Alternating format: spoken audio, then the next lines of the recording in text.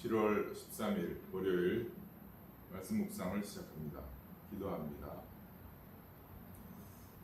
하나님 아버지, 은혜를 감사합니다.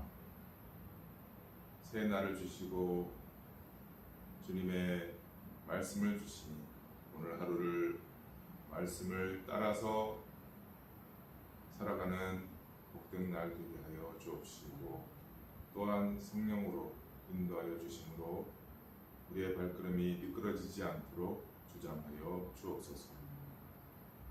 오늘도 함께 하시는 주님을 찬양하며 예수님의 이름으로 기도드립니다. 아멘.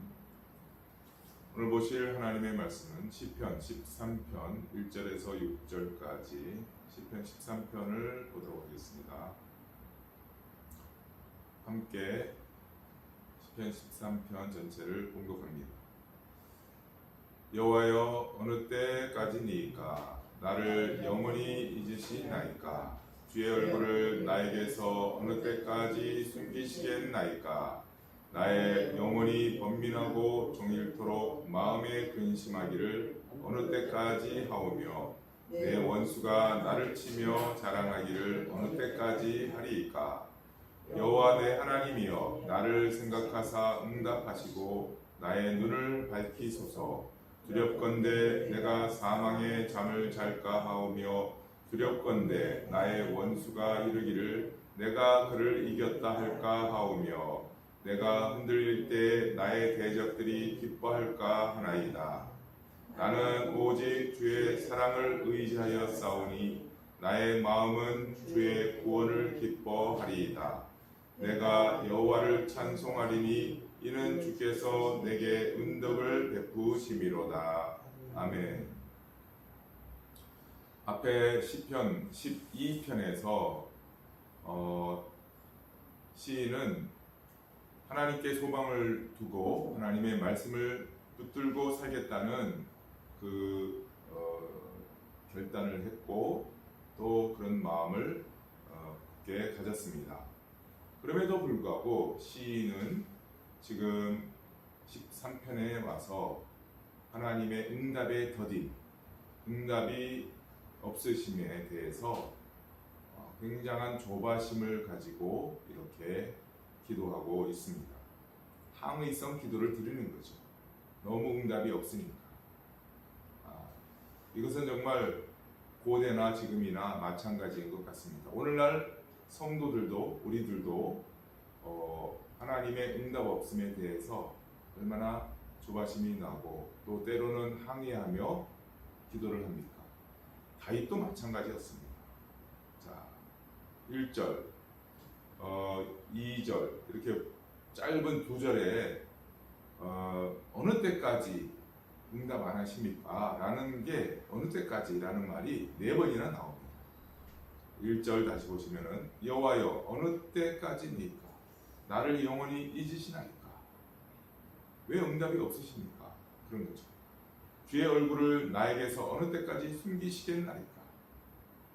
나의 영혼이 번민하고 종일토록 마음에 근심하기를 어느 때까지 하오며, 내 영혼이, 내 마음이 정말 근심에 쌓여 있습니다.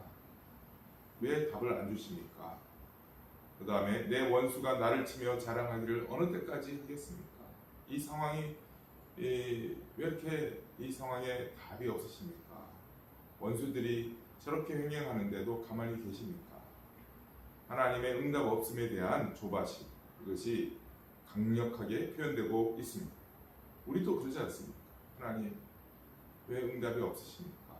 이런 한탄 가운데 지낼 때가 많습니다. 그러면서 3절, 4절에 보시면은 응답을 안 하시면은 이렇게 될까 두렵습니다 라는 고백까지 합니다. 3절, 여호와 내 하나님이여, 나를 생각하사 응답하시고 나의 눈을 밝히소서. 두렵건대 내가 사망의 잠을 잘까 하오며, 이제 죽겠습니다. 이렇게 또 두렵건대 나의 원수가 이르기를 내가 그를 이겼다 할까 하오며, 원수가 이긴 채로 끝나면 되겠습니까? 두렵습니다. 내가 흔들릴 때 나의 대적들이 기뻐할까 합니다. 이와 같은 응답이 없으면 저는 끝납니다. 망합니다. 적들이 승리합니다. 어찌 이런 일이 있을 수 있겠습니까? 하나님 제발 응답해 주십시오.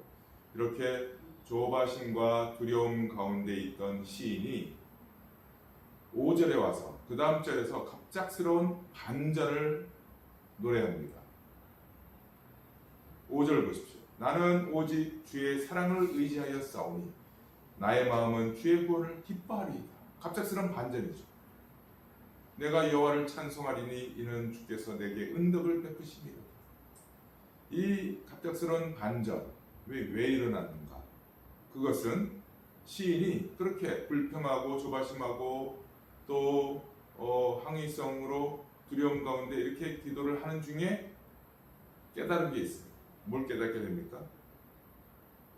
하나님의 사랑이 얼마나 큰지를 깨닫게 됐어요. 자기가 미처 깨닫지 못했던, 알지 못했던 하나님의 사랑. 그동안 살아오면서 하나님께서 나에게 어떤 사건이든지 어떤 일을 통해서 나에게 베푸신 사랑이 얼마나 큰지 생각해 보니까 이런 것보다도 더 크게 지금 응답이 없음, 나의 조바심, 나의 두려움보다도 더 큰 게 바로 하나님의 사랑이더라. 하나님의 사랑은 이런 사건이나 어떤 상황보다도 더 크고 창세전에부터 시작해서 영원까지 이루어지는 게 하나님의 사랑이며 또한 그동안 기억을 더듬어 또 지난 일을 생각해 보니까 하나님께서 베푸신 사랑은 이거보다도 훨씬 크고 놀랍더라. 지금의 이 답답한 상황은 문제가 되지 않더라라는 것을 깨닫게 된 것입니다. 이 상황보다도 더 큰 하나님의 사랑, 이 상황보다도 더 큰 하나님의 구원의 손길, 이걸 딱 깨닫게 되니까 두려움을 이기게 되고 조바심을 잠재우게 되는 것입니다. 하나님의 사랑은 어떤 사랑이죠? 구약에도 있지만 구약에도 하나님의 사랑이 크게 나타나죠. 신약에도 하나님의 사랑이 나타납니다. 하나님의 사랑은 자기의 전부를 내어주는 사랑, 자기의 모든 것을 다 내어주시는 신적, 크기로 따지자면 인간과 비교할 수 없는 사랑이죠. 인간의 사랑은, 최고의 사랑은 부모가 자녀를 사랑하는 거잖아요. 하나님의 사랑은 스케일이 그보다도 훨씬 더 크다는 것을 시인이 깨닫게 됩니다. 이미 다윗은 구약 사람이지만 하나님의 계시로 말미암아 그의 영적 눈이 떠서 예수 그리스도를 내다본 선지자나 마찬가지인 사람이에요. 그래서 구약에서는 여러 사건들, 방주, 또 무지개, 또 출애굽, 어린 양, 또 반석, 이런 등등, 그리고 다윗의 개인적으로 임했던 그런 사랑, 그리고 신약으로 오자면 하나님의 아들 예수 그리스도를 십자가에 못 박는 그 사랑, 자신의 전부를 내어주는 사랑이에요. 그러니까 그 사랑을 깨달았을 때는 이런 몇 가지 불평, 불만은 그보다도 더 큰, 답답한 상황보다도 더 큰, 그것도 문제가 되지 않는 것을 알게 되었어요. 그래서 5절, 6절 이렇게 고백하고 있습니다. 5절, 6절을 함께 같이 읽고 마치겠습니다. 시작. 나는 오직 주의 사랑을 의지하여 싸우니 나의 마음은 주의 구원을 기뻐하리이다. 내가 여호와를 찬송하리니 이는 주께서 내게 응답을 베푸심이로다. 아멘. 기도하겠습니다. 하나님 아버지, 우리의 신앙생활 동안에 하나님을 향한 불평, 또 원망, 답답함, 조바심, 두려움, 이런 것들이 신앙생활 속에 있습니다. 솔직히 고백하면 참으로 어떤 때는 하나님이 왜 이렇게 응답하지 않으신가, 탄식이 나오고 원망할 때도 많습니다.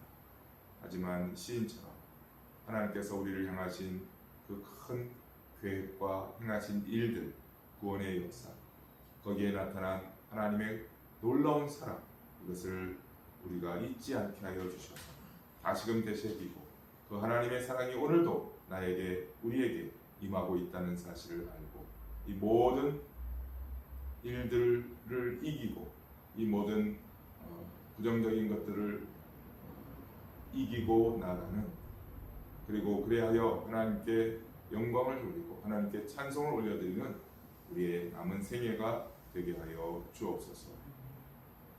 예수님의 이름으로 기도드립니다. 아멘.